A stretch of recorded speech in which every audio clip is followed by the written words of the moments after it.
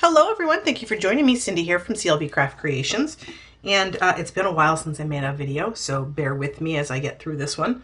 I am going to try and start a new series that basically is Pinterest inspired. So cards that I've seen on Pinterest that may or may not have used Stampin' Up! Products, but I'm going to try and use them with current Stampin' Up! Products. So this is a card that I saw actually this past weekend, and it was not a Stampin' Up! Product. I actually don't even know what they used, but the overall design is what I'm copying.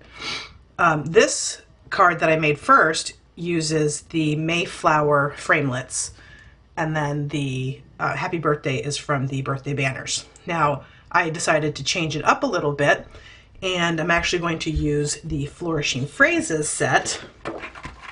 So we're going to be using, the only thing we're going to be using from the stamp set is actually just the thank you very much. So we're going to be using this, but I wanted to show this. This is one of my favorite sets from this new catalog. And it is a 2-box set because it's got all these sentiments that go with it, and then these as well as the coordinating framelits, which is what we will be using. We're going to be using the matching framelits for those. So let's get started. Now I have actually gone ahead and die cut all of my pieces, so I'm going to be using the leaves, and I apologize for the shadows. I've got a new lighting setup, and I'm trying to work out the logistics with that.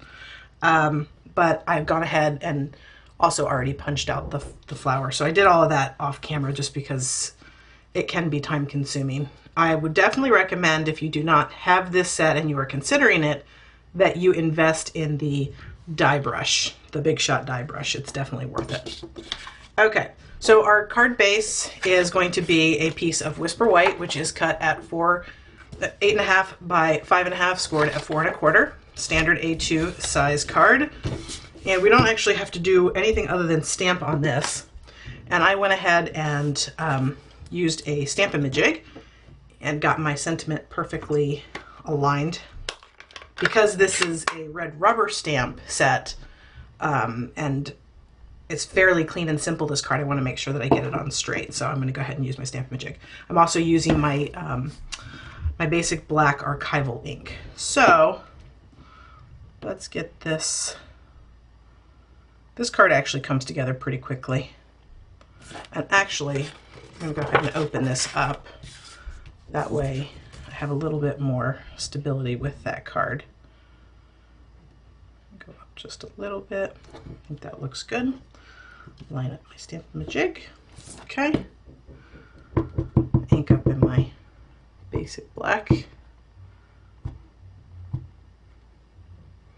Okay. And then just line that up in the corner and stamp down. I'm going to keep it there just in case I did not get the best impression. Oh, no, it actually looks pretty good. Okay.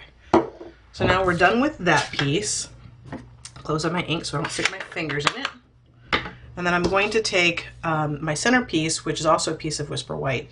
This is cut at 2 by 3 1/4, and that's going to layer right in the middle. You could pop this layer up if you wanted. I'm just going to lay this one straight down in the middle. There's quite a bit of dimension on this card with these flowers and leaves, so I don't want it to get too elevated. All right, so our card base is basically ready, and now we're going to take our elements here, and if you feel like the stems are too long, you certainly could trim them up. So what we're basically going to do is we're going to layer these pieces with glue dots, just so they come off the center on each side, and then we're going to cover them up with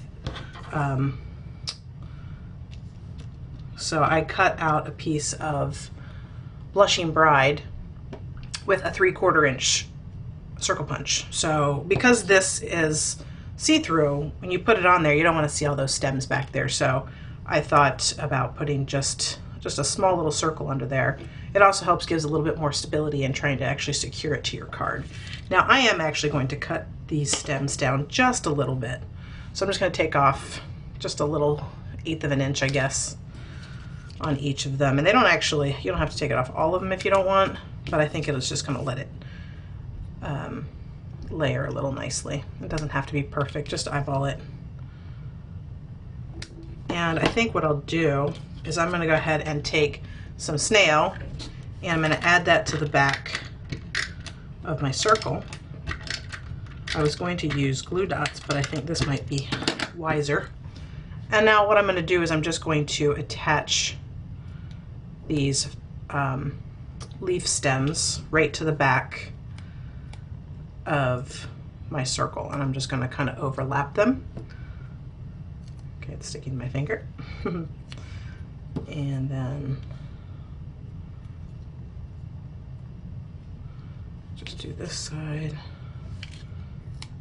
If you need to add some glue dots afterwards, you certainly can. I'm going to actually add additional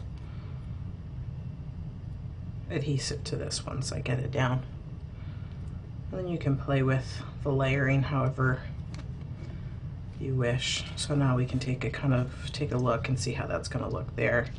Spread them out how we need to.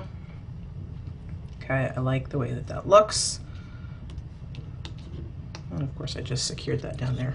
Okay, now I'm actually going to secure this with some glue dots, just because I think they're a little bit stronger. So I'm just going to take my roll of glue dots and I'm just going to attach my little circle. Just get a bunch of these on here. And this will also help to secure some of those stems down too. All right, so I've got 3 on there, and then I'm just going to lay that in the middle.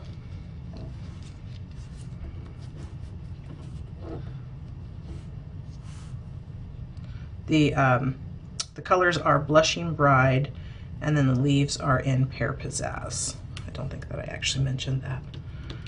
Okay, now we are going to take the two-way glue pen. You can also use your fine tip glue pen. I find, however, that it takes a little while to set up, so the two-way glue pen is a little bit faster. We obviously don't sell the two-way glue pen anymore, so I'm using a Zig two-way glue pen. You could also use your Tombow multi mono glue. I think this works for this just as well. And I am just kind of dabbing on some glue right around here. We're only going to be attaching it to the center here, the circle. And we're just going to, again, attach that right there.